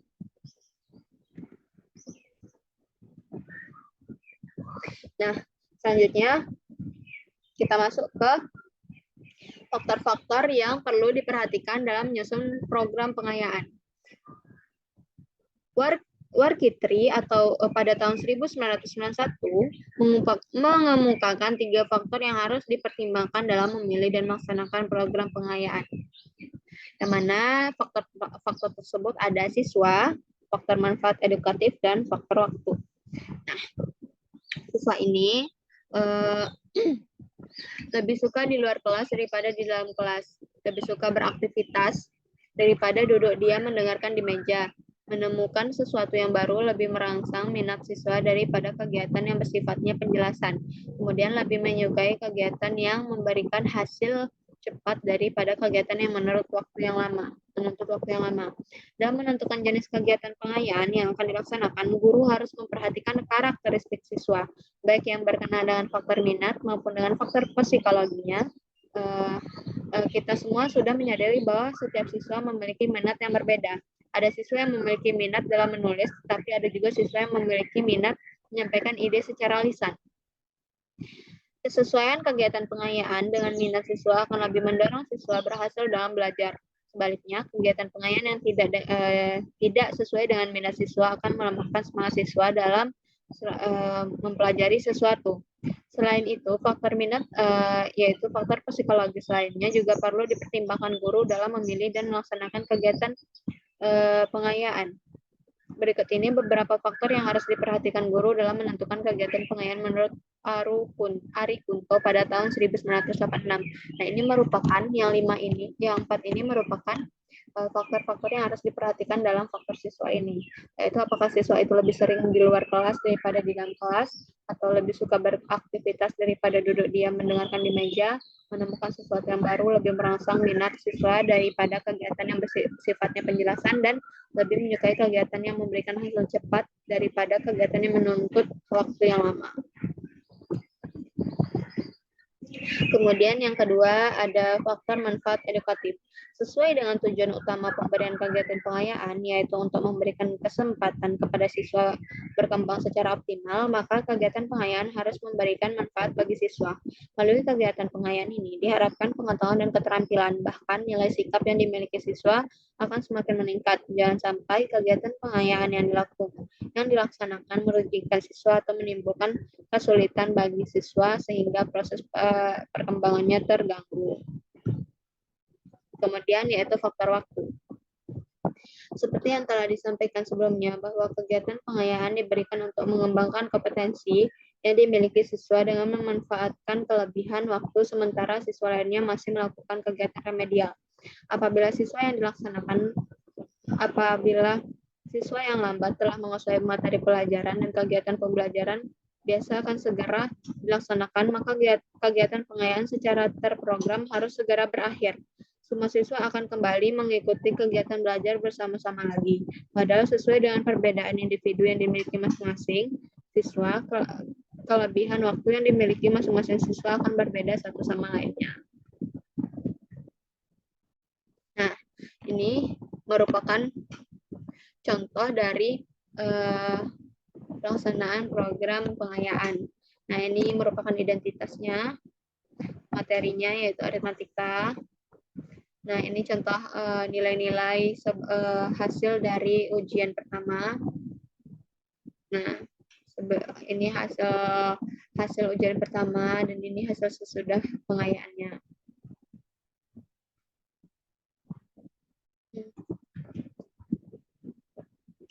Nah, mungkin cukup cukup sekian penjelasan tentang program pengayaan. Selanjutnya kita masuk ke materi kelima, yaitu tentang program remedial.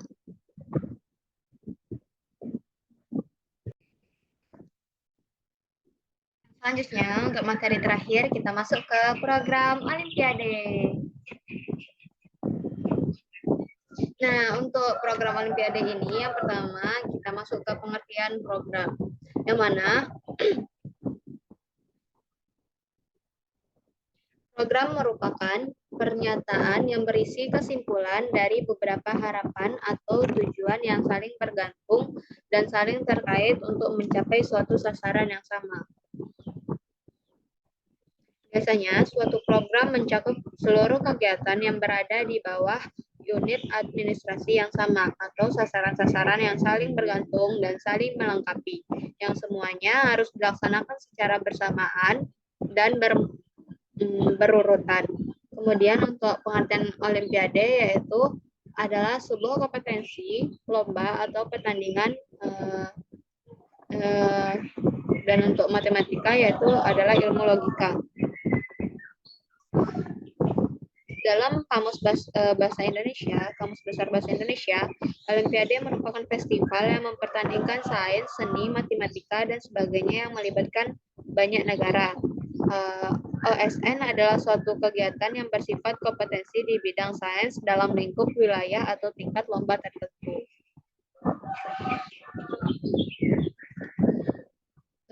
Jadi, untuk pengertian dari program Olimpiade ini adalah program kegiatan belajar yang direncanakan untuk dilaksanakan guna untuk mempersiapkan peserta didik untuk menghadapi kompetensi atau Olimpiade. Selanjutnya kita masuk ke tujuan program Olimpiade. Yang mana tujuan program Olimpiade ini sendiri yaitu secara umum adalah meningkatkan suatu mutu pendidikan matematika secara komprehensif melalui penumbuh kembangan budaya belajar, kreativitas, dan motivasi meraih prestasi terbaik melalui kompetensi yang sehat serta menjunjung nilai-nilai sportivitas. Yang mana secara umumnya tujuan program Olimpiade yang pertama menyediakan wahana bagi siswa SMP atau MTS untuk mengembangkan bakat dan minat di bidang matematika. Yang kedua, memotivasi siswa agar selalu meningkatkan kemampuan intelektual, emosi, dan spiritual. Yang ketiga,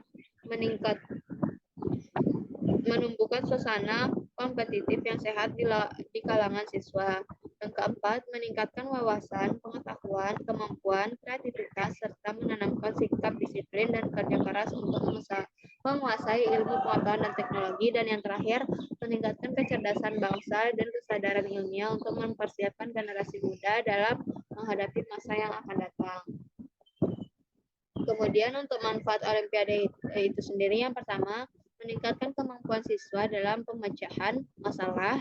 Yang kedua, menumbuhkan dan mengembangkan intuisi matematika yang dapat bermanfaat dalam kehidupan sehari-hari. Yang ketiga, menumbuhkan dan mengembangkan rasa cinta terhadap matematika.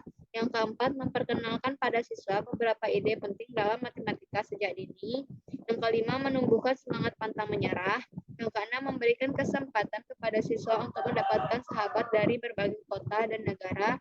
Dan yang ketujuh yaitu memberikan peluang bagi siswa untuk memperoleh siswa dari sekolah maupun perguruan tinggi yang bermutu.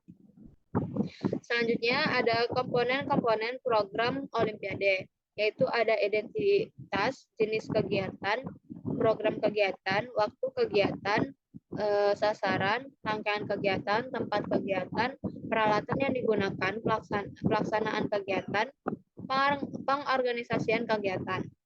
Selanjutnya ada faktor-faktor yang perlu diperhatikan dalam menyusun soal Olimpiade.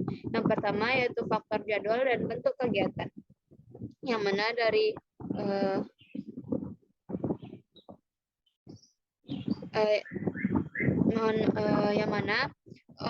jadwal dan bentuk kegiatan ini yang dimaksud yaitu dari hari dan bulan yang akan dilaksanakan pelatihan Olimpiade kepada peserta didik. Bentuk kegiatan tersebut berupa metode yang akan digunakan dalam menyampaikan dan melaksanakan materi Olimpiade kepada peserta didik. Kemudian cakupan materi. Cakupan materi ini dapat diambil dari kisi-kisi Olimpiade tingkat nasional ataupun tingkat internasional. Yang ketiga, hasil yang diharapkan. Hasil yang diharapkan dari program Olimpiade yang diadakan di sekolah terhadap peserta didik yang mengikuti pelatihan Olimpiade. Yang keempat, waktu pelaksanaan. Waktu pelaksanaan berupa lama waktu yang dibutuhkan untuk sekali pertemuan dalam pelatihan Olimpiade. Yang kelima, narasumber atau pemateri. Narasumber atau pemateri merupakan pendidik yang akan mengajarkan materi Olimpiade kepada peserta didik. Biasanya dari pendidik yang ada di sekolah tersebut ataupun pendidik yang didatangkan khusus untuk materi Olimpiade. Yang keenam, jumlah siswa, yaitu jumlah siswa yang mengikuti latihan Olimpiade. Yang ketujuh, pembiayaan, yaitu pembiayaan program Olimpiade ini ada dari komite sekolah, APBN, APBD, sponsor, dan dana lain yang tidak mengikat. Yang kedelapan yaitu penilaian. Yang kedelapan yaitu penilaian peserta didik yang mengikuti pelatihan Olimpiade. Adapun karakteristik soal Olimpiade yaitu soal-soal unik yang membutuhkan pemikiran kreatif, logika, serta analisa mendalam. Tidak dapat dipecahkan hanya dengan menggunakan rumus semata. Dibutuhkan waktu yang lebih lama untuk menyelesaikannya jika dibandingkan soal-soal rutin. Kemudian sebelum kita masuk ke dalam langkah-langkah, pada faktor-faktor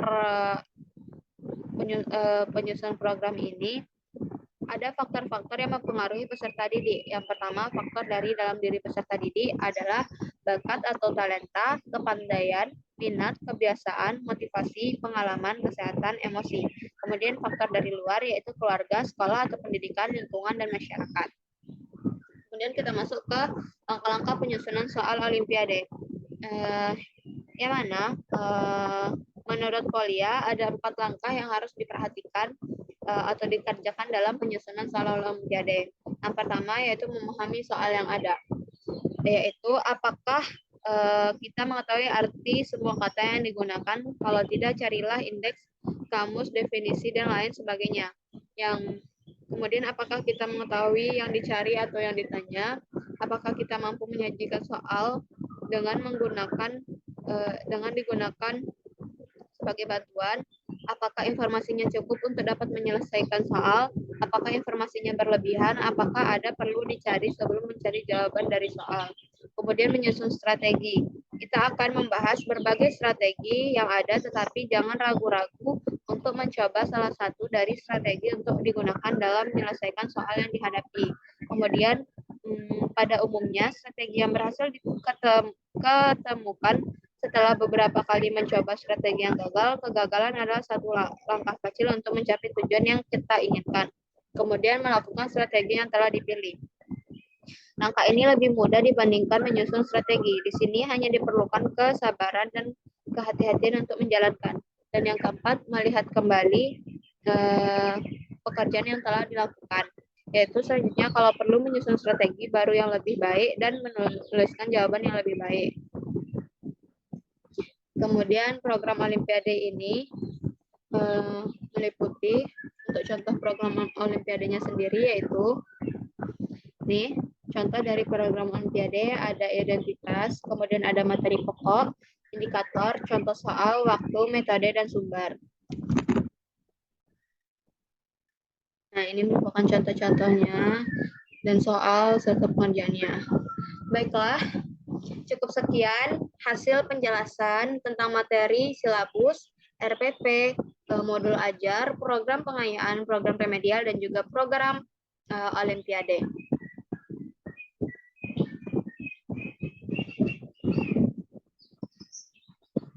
Nah, mungkin cukup sekian yang dapat saya sampaikan. Jika adanya kekurangan kata dan kesalahan kata, saya mohon maaf. Saya akhiri dengan Assalamualaikum warahmatullahi wabarakatuh.